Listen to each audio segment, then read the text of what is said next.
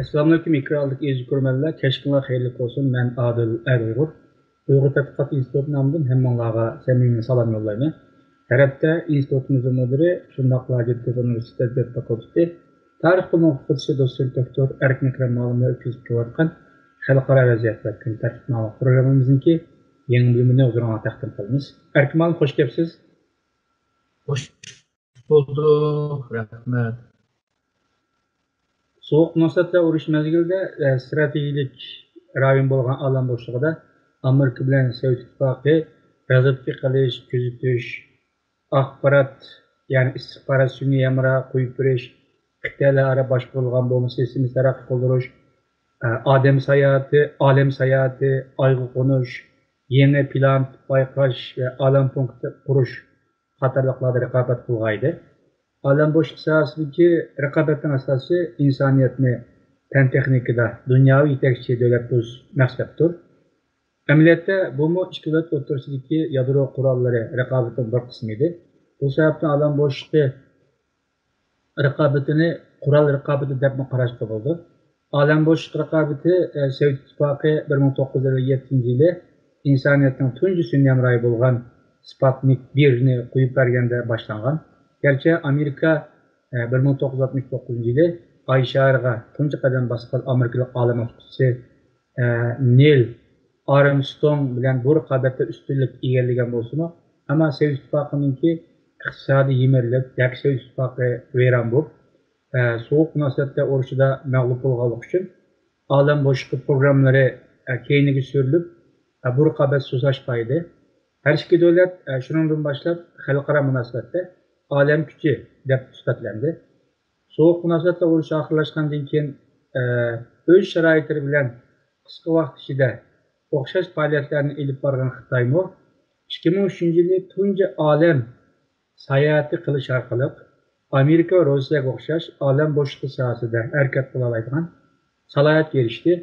Neticede iqtisod, fan texnika taraqqiy qilgan iqtisod va fan texnikasi taraqqiy qilgan Xitoy olam bo'shliqi sohasidami Amerika bilan raqobat qila oladigan holatga o'tdi. Olam qatnash raqobati bu qatam Xitoy bilan Amerika o'rtasida keskin boshlangan bo'lsa-mu, Rossiyami shundaqla Sovet ittifoqining varisi bo'lgan Rossiya bu sohadagi ikki davlat bilan hamkorlashib tempo holatda turmoqda. Biz bugungi programmamizda 40 yıl burun aciz holatdagi bir Xitoyniki qanday qilib dunyodagi eng kuchli davlat bo'lgan Amerika bilan olam bo'shliqi sohasidami raqobat qila oladigan saviyaga keldi. Xitoy yoki Amerika nima uchun olam bo'shliqi sohasida raqobat qildi? Bu sohada kim o'tib chiqishi mumkin? Bu ikki davlatning raqobati dunyoning vaziyatiga qanday ta'sir elib keldi degan savollarga javob berishga kirishimiz. Ehtimol oldi bilan Xitoy qanday qilib Amerikaga o'xshash hamma sohada dunyo bo'yicha oldin qurib turgan bu davlat bilan iqtisoddan halqib, fan texnikadan halqib, olam bo'shliqi sohasida raqobat qila oladigan holatga yetdi. Hem de Xitoy şu sun'iy yamra meselesinde ve atmosfergacha yetishtiroladigan, yetaladigan bu roketlarninki ijodi ham 1960-70 yillarda boshlangan. Vaqtida Xitoy kambag'al bir davlatdi, ammo bir narsa ortiqchiligi bordi. O bo'lsa chet elda, misolga g'arb davlatlarda, Yevropada, Amerikada, asosan Amerikada ishlayotgan mushu sohada ishlayotgan Xitoylarni Xitoyga chaqirib, ya'ni millatchilik tuyg'usiyle ularni chaqirib ekilib, ularning yordami bilan va Xitoyma bununla nayt ko'p pul saldı. Mavzudoni deganidek ishdan kiymasekmi, mushu masalani hal qilish lozim deydi. Misolga atom bomba, hidrojen bomba, roket degandek. Yani sun'iy yamra bo'lmay turib, Xitoy cho'ng davlat bo'lamaydi, o'zini qo'llayamaydi deydigan bir tushunchalar bor. Ammo bir mezgilgacha Xitoy shu atom bomba ve hidrojen bomba sınavlarla çıkarak kaldı. Çünkü Sovyetlerninki bismi vardı, teklifi vardı. Ama Amerika ile bir hemkarlığı kırgendiki 1971'de. Bununki Amerika ile bu kılıvatkan hemkarlıkla Xitoyninki Sovetlərə qarşı mütabiətçədəki təhdidini azaltqan boludu. Və onundan keyin Xitaymış oylab düşünüb, bundalı devam qıldığan bolsa 3-cü Dünya uruşu olmaydı ki və bu hərbiylik üçün xərclənən pullar, sağan məbləğlərini iqtisadi tərəqqiyatga yüksək boludu ki, 78'de Deng Xiaoping bunu oylagan, 87'de Xitay onundan keyin əməli fəaliyyətə ötken. Ve Deng Xiaoping'ninki tərəqqiyat üçün onun planlanan 3 basqıçlıq bir strateji vardı. O strateji ilə birlikte Xitay mana bugün dünyanınki ikinci iqtisadi gücü, birinci ticaret gücü halığı geldi. Bir yerdeki iqtisad tərəqqiyat ilə birlikte hərbi cəhdəki tərəqqiyatını bir yerdə əhmiyyət bərgən oldu. Hərbi cəhdəki güc ilə iqtisadi təvəkkülsüzlüyünü qoğdaydı. İqtisadi tərəqqiyat ilə hərbi cəhdə olubma şu texnoloji ilə münasibətli kurallarını işləb çıxırış cəhdə iqtisadınınki çox tövbüsü oldu. Bu iqtisadi güc və şundaqla hərbi gücü tayin etdirib siyasi gücünü gücləndirən oldu. Bulubma xalqaradakı təsir, siyasi təsir gücünü çəkilən oldu. Əmdi bir çoğun devlet bolğandan keyin qalğan çoğun devletlər bilan təbii bir ahvalda rəqabətə kirdi. Şununla Xitay şu 90'lı yıllardan itibaren xilmi-xil roketlərini tərəqqi qıldırdı. Misalға şu qısqa məsafədəki bolsa, misalға 100 və 500 kilometre arasında, onunki orta məsafə bolsa 500, 1000 və 1500 deyildi kilometre. Bununki qıtalar arası. O hem de 10 binden 20 bingacha vardı. Bununla birlikte şu sun'iy əmralarını uralaydigan roketlerini tərəqqi qıldırdı. Yani Xitay şu dünyanın atmosferinin sırtındaki, dünyanın etrafındaki yörüngelerde minib жүрген sun'iy əmralarını uralaydigan texnologiya 1990'lardan keyin asta-asta bu texnologiya sahip oldu, güçke sahip oldu. Onundan keyin 2005'ten itibaren bunu resmi bir plan bilan resmi bir bu işini başlayan oldu ve 2007'de Xitay özününki roketi bilan özününki bir şu hava durumlarını, dengizdeki ahvallarını takip kıldıran sun'iy əmrani yüzü urvetdi. Bu nimi mana keldi degende Xitay özününki sun'iy əmrani urup patlatadigan bolsa, bundaqda başqa devletlarninki aşı yörüngedeki urup yo'qotalaydi degan gap. Bu sun'iy əmra hemimiz bilimiz bir mezgilgacha ishlaydi, bir mezgilga ufraydi, tugaydi ve taşınıp gidiyor. Bazen yörüngeden çıkıyorsa ya şu hava boşluklarda lağaylap kit kalıdı ya ki şu yörüngede parçaları uçup yürüdü. Bazen de başka devletlerinin ki sun'iy əmrasını buzulgan ahvallar urupsa. Tabii atmosferden dünyaya düşmen dese atmosferden yiyinip tügeyden de şunu demekçi ben, eğer de bir sun'iy əmra buzulup qalay degan vaqtida onu bir kuralga aylandırış. Misalga buzulup qalay degan vaqtida hazırki texnologiya bilan sen birib başka devletlerninki şu dünyanınki etrafda yörüngede aynı жүрген sun'iy əmrani sen buzub bəyədə aşında buyruk düşəyən takdirde onu biri buzalaydı. Bundan başka Xitay hazır şu yörüngede yamancık aşında buzulup, çubulup ketken sun'iy əmralar var. Onların parçalarını aynalıdı. Yani mandaq degende yörüngede o axlat var. Hazır Xitay bazı sun'iy əmra bilan axlatni yığıdığan bir sun'iy əmra yasab çıktı. Yani uçup berip, o yenide etrafında şu nimeler parçalar görünüp kalsa onu bir mekanik bir kolu bile berip onu tutup yılıp ekiliş. Onu kılalamadı da. Ama ertesi halkın sunni emranı mı tutup ekireleydiğine ahvalımı buldu. Yani Xitay bu cidden ondanla bir terakkiyatga erişti. Hem de bunu hem de başlatkan hem de Amerika'nda. Amerika bu cidden biraz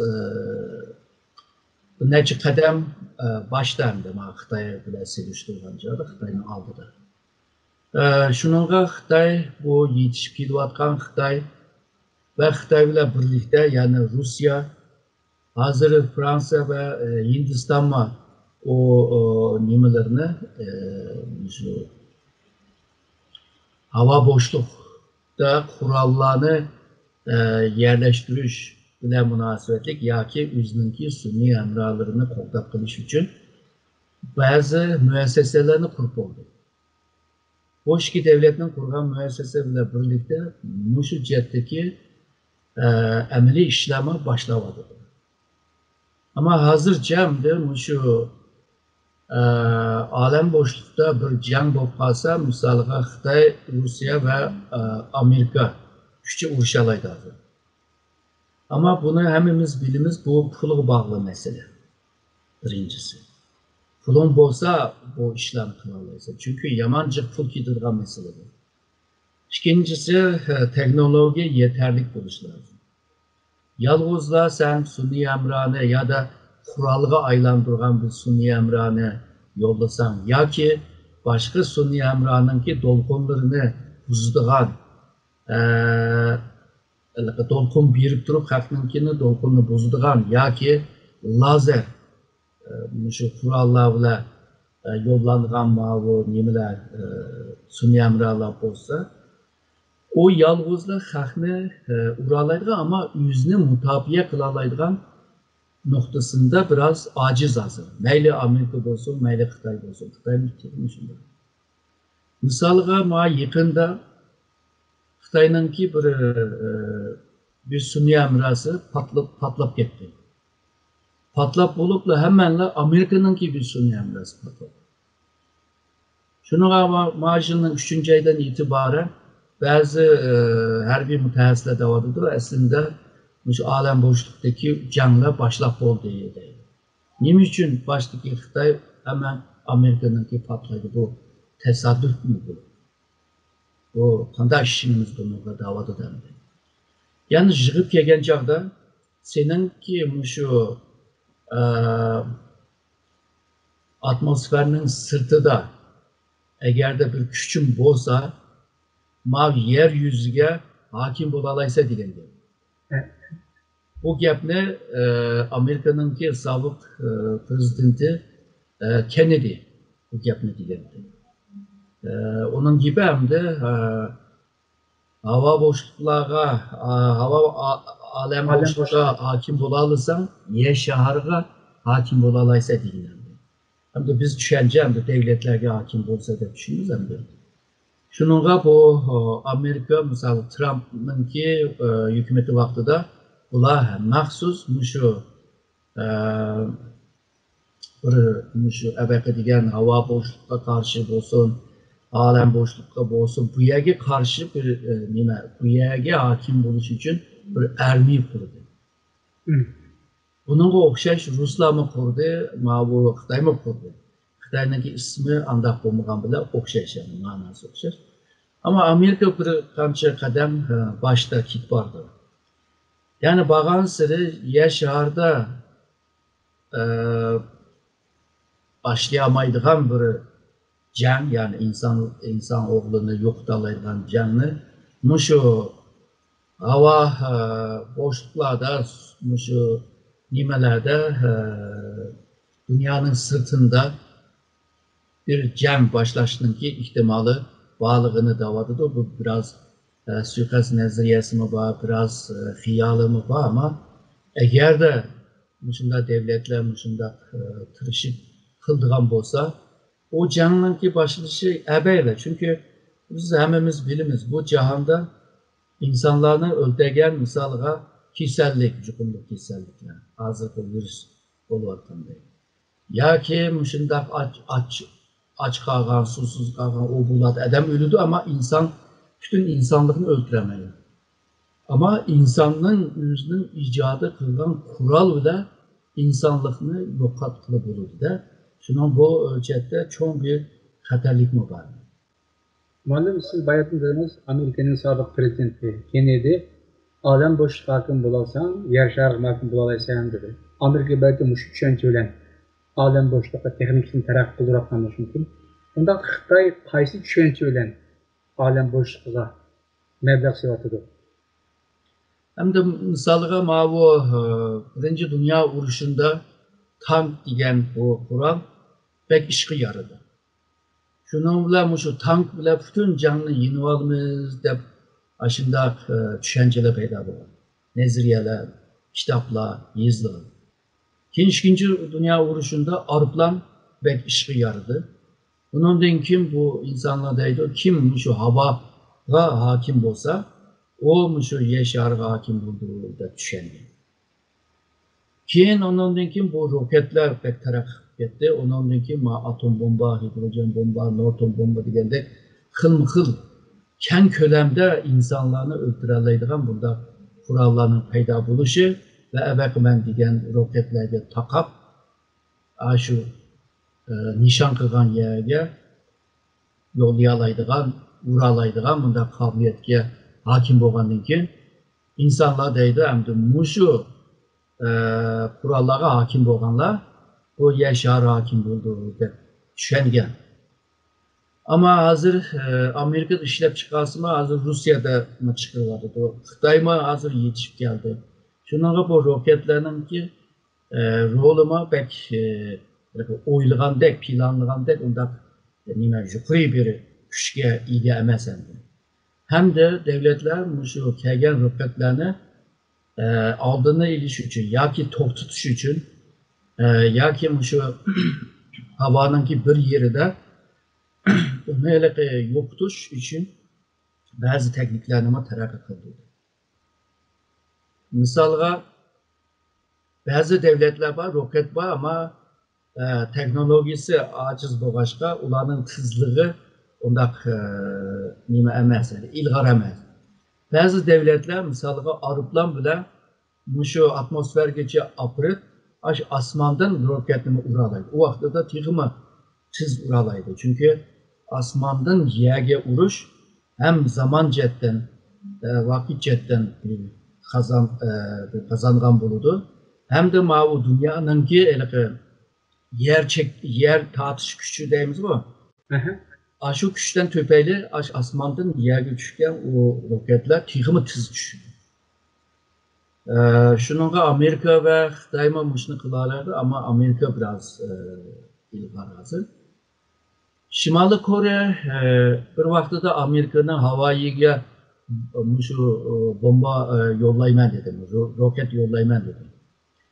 Hisobda shu yo'llangan roket 17,5 minutda havoyiga bora oladi ekan. Amerika taraf 2,5 minutning ichida bütün tayyorligi tayyor bo'ldi. Yani sana qarshi tayyor bo'ldi.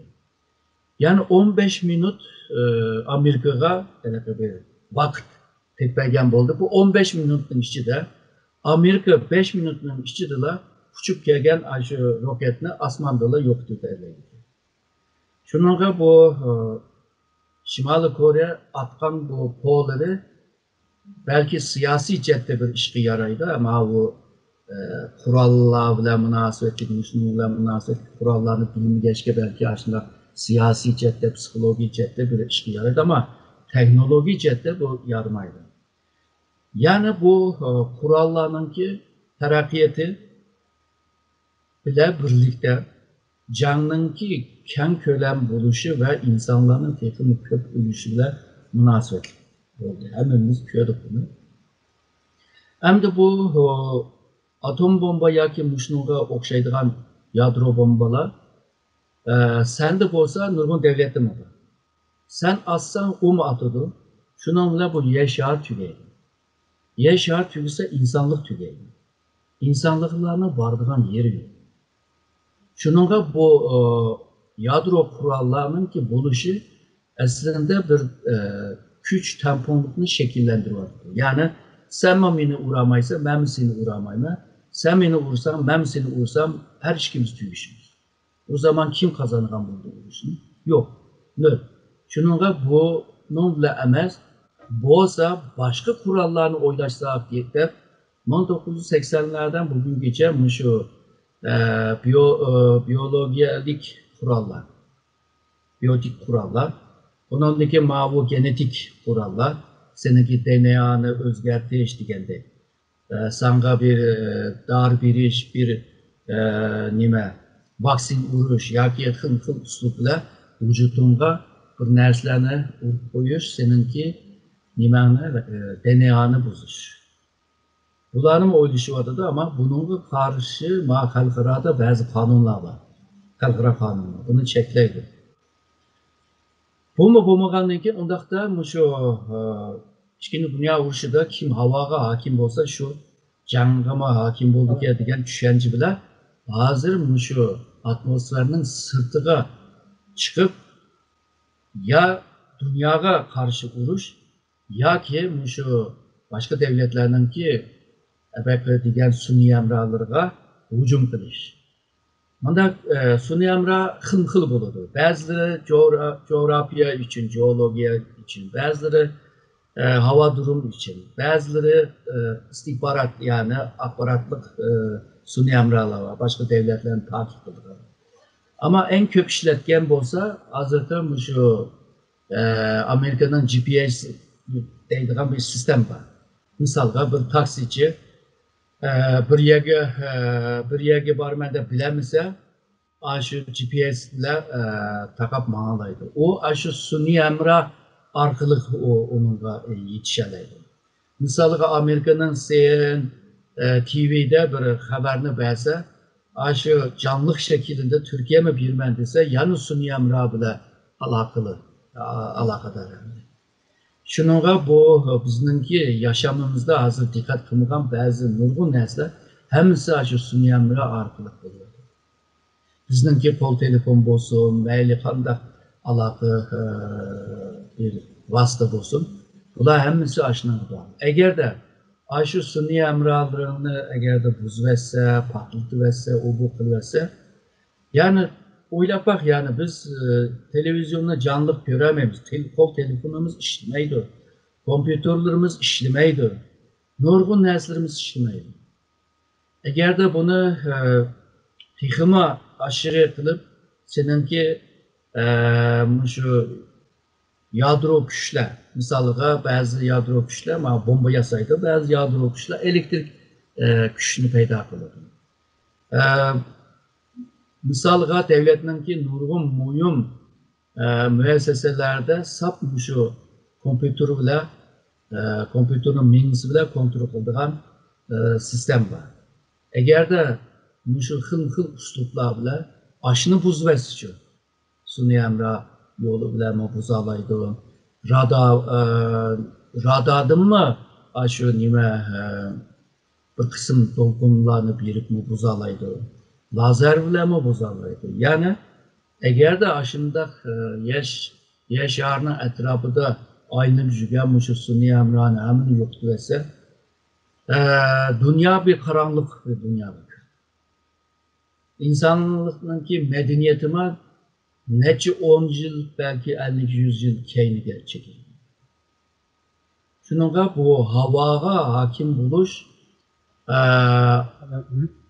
bu sun'iy emranı qoğdap qilish ve şundaqla atmosferinin sırtında bazı platformunu teşkil kılıp, bazı punktlarını teşkil kılıp bu yerge kurallarını yerleştiriş bu hazır şu Xitay'nınki oylayatqan bir planı buluşu ne hem de iniq desek buldu hem de.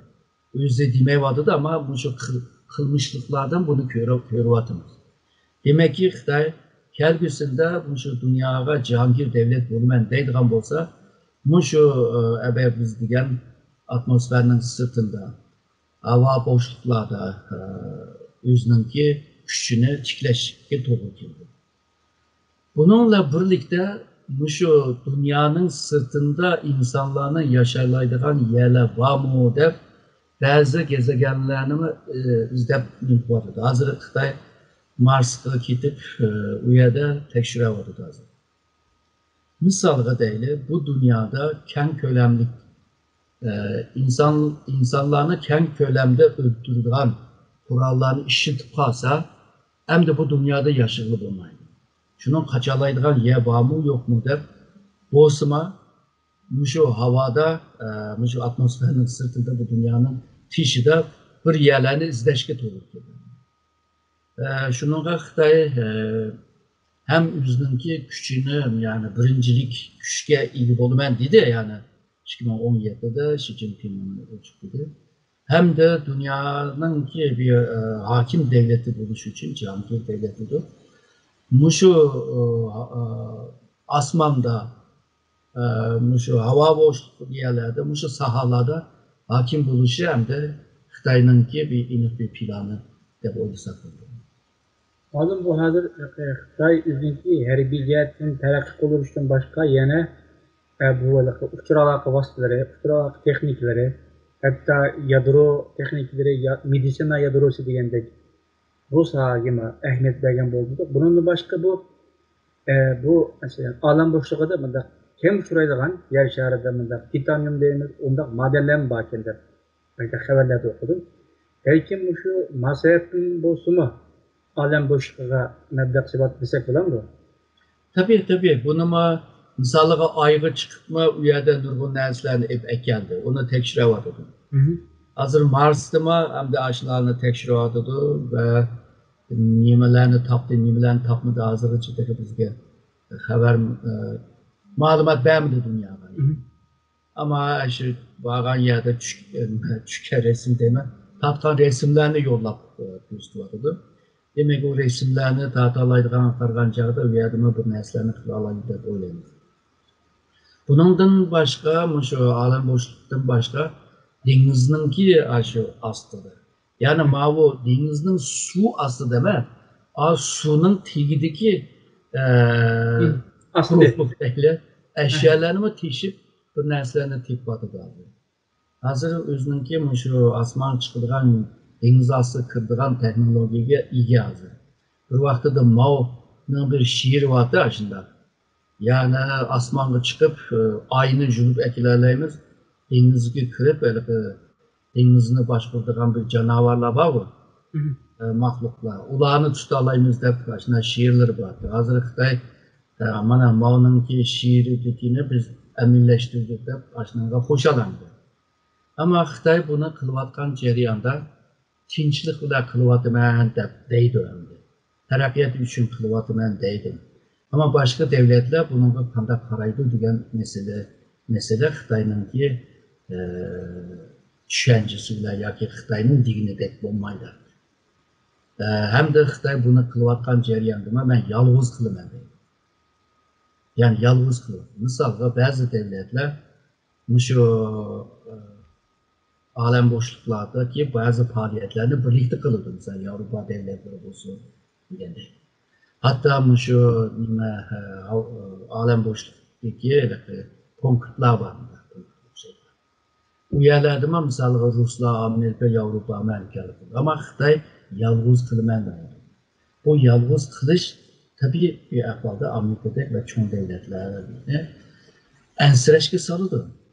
Hem de küçük devletler o alem boşlukka erişemeydiğin devletler hem de amal yok yani bu çoğu devletler 40 ketken. Ama ular mı guman kılıdan? Şununla bu Xitay'ınki bu kılmışlıklara karşı bence hazır siyasi cetten, strateji cetten, teknoloji, ticaret, bu cetten gariplikler Xitay'a karşı bir hemkarlık kırvadı bu. Hem de bu kıymet qarashlarını qo'llab qilish uchun şu o'rtaq kıymet qarashga sahip bo'lgan devletler bilan hamkorlik qilaylik, Xitoy qarshi chiqaylik deyapti. Ashunga o'xshash şu olam bo'shliq masalasida balki atugima g'arbliklar hamkorlikka kirish mumkin. Hemkarlıkның içi faydası var. Çünkü bir devlet o işini kısa yamancık pul gidiyor. Bu normal devletin kötülerden pul emez hem. O pul da biraz kısat olmalı. Ama şu bazı teknolojini ortaklaşışqa mecbur kalsa. Hemisi emez de. O biraz aşina kaldı ama ula eğer de nişanımız ortak bizimki amakçı boğan neticemiz okşayış o bu dep aşina hemkarlıksa yani bunu kılalaydı. Şununla kelbisinde şu alem boşluk meselesinde belki dünyamı yani şu Garp ve Xitay'da ayrılış mümkün de böyle. Oğlum bu Amerika ve Xitay oturusundaki rekabet iktisadın kengeyip yakışıksı yer şahri yani ziminden kengeyip hazır alem boşluğuca direkt suz aldı. Rekabet degenki mantıklı cihetten çokum bir taraf tutup diğerinden bir neyse bak düşünce vakalımızda. Muş mantık bu elbette vaxtıda alem boşluk rekabette belki Amerika'nın belki üstünlük giriş mümkün ya ki Xitay'ın ya ki kim yenip çıkarış mümkün. Hazırki mevcut ahvalıga qaraydigan bolsaq, hem de ertesi günü bilmeyimiz. Amerika yeni çıkıdığanlığı o çok önemli. Çünkü onunki esas yaxşı ve en baldur başlığı. Hem de belki hemimiz bilimiz bu yıldız vuruşu deyimiz mi? O Evet. alem vuruşu Evet. deyimiz mi? Amerika'nın 1985'te oturup bu yap. Ondan keyin şu alem boşluğa hakim bolumuz degan vaqtda Sovetlarni bizmi bolumuz deb ularni tirishib ketdi. Bu rekabette bazen küçük yetmey kalsa bu musabakada jügürevatganda yerga yiqilib tushdi. Sen yerga yiqilib tushgandan keyin bu futib oladi. Mushu Amerikanınki mushu planı bu Reagan'ınki vaqtida bek reklamı bek yaxshi nim qildi. Tunutildi. Ahiri şu Sovetlar İttifaqı yemirilgandan keyin Amerika gerçi o nişanıga erişmisi ama sen yıkılıp düşkechga Amerika futvagan bo'ldi. Şununla bu Xitayga karşı siyasi, iktisadi, ticaret, teknoloji ve kalan harbiy jihatdan, müdafiə jihatdan Xitayga karşı g'arbliklar shundaq bir vücut, bir yürek bo'lib qolsa, o vaqtida Xitayninki alem boşluk hakkındaki tədqiqatları, o tirishchanlığı, xil kurallarını yollayma, evitme deganları aciz kalıdı. Yani ben degandek musabakada yugulavatganda belki yıkılıp düşürür yerga. Şununla mushu jihatdan degan vaqtida bunu xalqaro munosabatda kural musabakası deydi bunu. Yani ben seninle kural musabaka kılmayan degandagi ki A mı deydi, men mi kılmayan deydi. Şununla kimninki asas yaxshi bo'lsa, iqtisod, teknologiya, ilim, bilim degandek. O futup çıktı hem de. Bir vaqtlarda 1986'da Amerika'nınki bir strateji mütehassisi Paul Kennedy degan bir adam. O keyingi 500 yıllık insanlık tarihini tadqiq qilib, imperiya nima uchun yiqilib tushdi deb o'rib tushdi. Onu o'tirib qo'ygan chog'da bir narsani ta'kidlagan. Imperiya bo'lgandan keyin yeyildi deydi, to'rt tarafga yeyilish qilmaydi. Ve başka güçlerini yo'qotish uchun tirishishga mecbur. Ya o'zini kuchlantirdi, ani aciz tashlab qo'ydi, o'zini kuchlantirdi. Yoki ani yo'qotdi. Onu yo'qotamasa, o'zini kuchlantirsa, shuningla bu harbiylik kuchning taraqqiy qilib yayilgan siri to'rt tarafga iqtisodiy taraqqiyot agarda bunga yetishemese, bunga muvofiq bir şekilde töhfə qoşamsa devlet yıkıldı. Ve şu keyingi 500 yıldaki devletlerin hammasini müştar yıkıldı deydi. Bu iqtisod deganni men ishlasamla ondan keyin pul topaman degan gap emas. Agar da ishlab chiqadin, oldigan bozor yo'q. Bozor aciz ya da azam pulu bilan oladigan bozor aciz. Bu kalsa senin işlep çıkargan küçüğünü, işlep çıkargan melini bir küçüğe aylandıramayız. Yani bir pul aylandıramaysa. G'arbliklar agar dunyoningki bozorlariga egallab ashuna bo'lib kelsa va Xitoyga mablag' solmasa, Xitoyni bozor deb ko'rmay boshqa yerdan bozor topsa, o'z vaqtida Sovetlar ittifoqini shunday izola qildi-ku, yolg'iz tashlab qo'yganda, bozorni yolg'iz tashlab qo'ydi. Ashunda bir yo'lga kirsa, Xitoy ming taraqqiyot bor desimi, bu ishlab chiqargan narsani pulni onunkin teknologiyani onunkin harbiy kuchga aylantirish, bu zincirlar uzilib ketadi. Bunda ma'maydi. Shuningga Xitoyninki ba'zi ojiz yerlari bor. Hozir men iqtisod masalasida, finans masalasida. Chunki hozir qaysi nuqtai nazardan qarasang qara, Xitoyning puli xalqaro pul emas. Voy dollar anda yomon, dollar anda eski deydi. Ama dollar yana şu xalqaroniki almashtirilgan pul yani. Amerika finans jihatdan yine kuchi var yani. Bilim, texnologiya jihatdan yana kuchga ega. Amerika agarda yaxshi boshqariladiganlar bo'lsa, Xitoyga qarshi yaxshi bir projekt, bir plan, strateji planlı bo'lgan bo'lsa, yani bugünler emas, erta uygunlama o'ylangan ashuna bir plan bo'lsa, bence Amerika Xitoyni tutuyor. Bu malum bu hazır doların gibi çıktı, ancak kıstırıp da onu programda ahırlaştıraydı. Dolar ne? Bu cemiyetşinaslar dünyadaki en güçlü, ünümü en yukarı boğan simol da koydu genço. Mesela DAEŞ değil. Yani ki Amerika'nın en güçlü bir güçme, Amerika'nın emez, dolara şengelli güçün, doların ticaret oluyor ya. Demek şu onun aşı güçme, Amerika'nın dolara ışını kalığı şimdi Xitoyma Amerika'nın dolarga işini kalığı şimdi demek için. Yani bütün dünyadaki insanların işensiz dolar birleşken de bu şekilde çıkartıyor. Şu, bugün eğer de dolarga işenci kalmasa, bu vaxt dolarınki kıymeti düşüyor. Çünkü normal bir nersige eğer de sen işence onunla kıymet koşulduğanlı bolsan, o pulga aylandı o. Ama o işence ve aşı kıymetini saklap kılış için sen yüzden güçlük oluş lazım başta. Sen başta işençilik bir devlet oluş lazım. Senin aşında bir kıymet koşalaydıgan bir alaydığın oluş lazım. Hazır Xitoydagi o yagi kamidi. Xitoy tirishiyotidi o'zining pulini xalqaro pulga aylantirishni. Chunki uning ustunlik qozonadi degan yerdan shu finans jihatdan. Shunga bu hozircha hamma odam shu dollar bilan qilyotidi. Ertaga dollar yo'qolib ketishi mumkin, chunki texnologiya taraqqiy qilyotidi. Hozir mana bu ko'ringan pullar ertaga ko'rinmas bir pulga aylanishi mumkin. Onunki hem de kanunları çıkıyor, boğuca biz bağımlı yok mu bilmeyim. Ama şu yığıp gelgen çağda nurgun sahada Amerika'ya yetişerliğen takdirde Xitoy.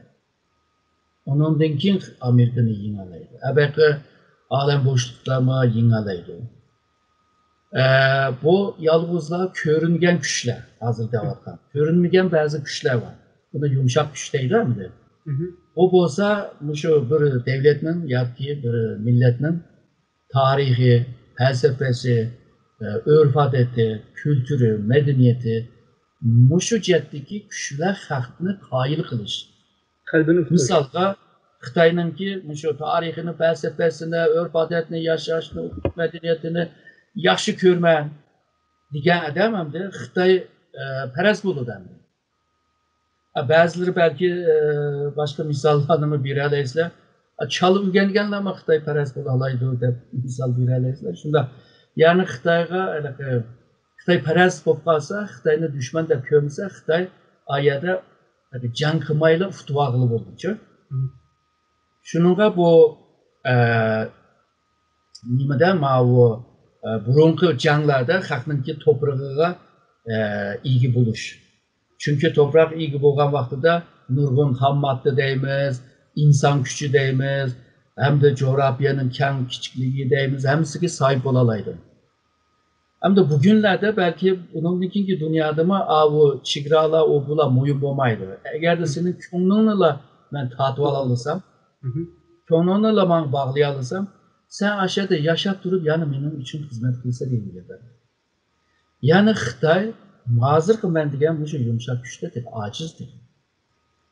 Ya kötürep çıkan yumuşak güçünün ki birisi en mühimi değil. Konfüçyüs ideyası yani Konzi ideyası yani. Ya bu modada kalan, bu şu feodal vaxtıda Tanrı'dan kut elip, onun ki yaşarını başkurman deydiğen ennin ki bir icraatı o.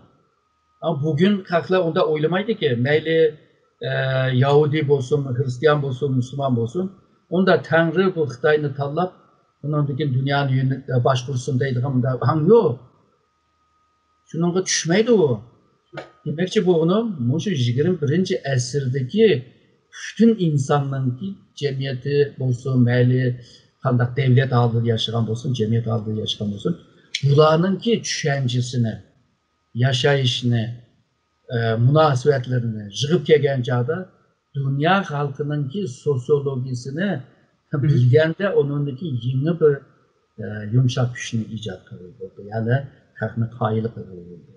Şununla Xitay Amerika bilan seliştirgan çağda teki kamçılık çık nersi var. Bu mimine değişmedik teki Xitay'nın ki içki meselelerini teki. Yani Xitay bularını hemen hal kılıp hem ki belki buludu ama Xitay bir kadem atkanlığını körüvatımız ama. İz kürmezde biz bugünkü programımızda Xitay'da Amerika oturuşudaki Alem Boşluk rekabeti içinde muhakeme yapardık. Erkim Alem sizin köp rahmet. Mənim rəhmət etdim.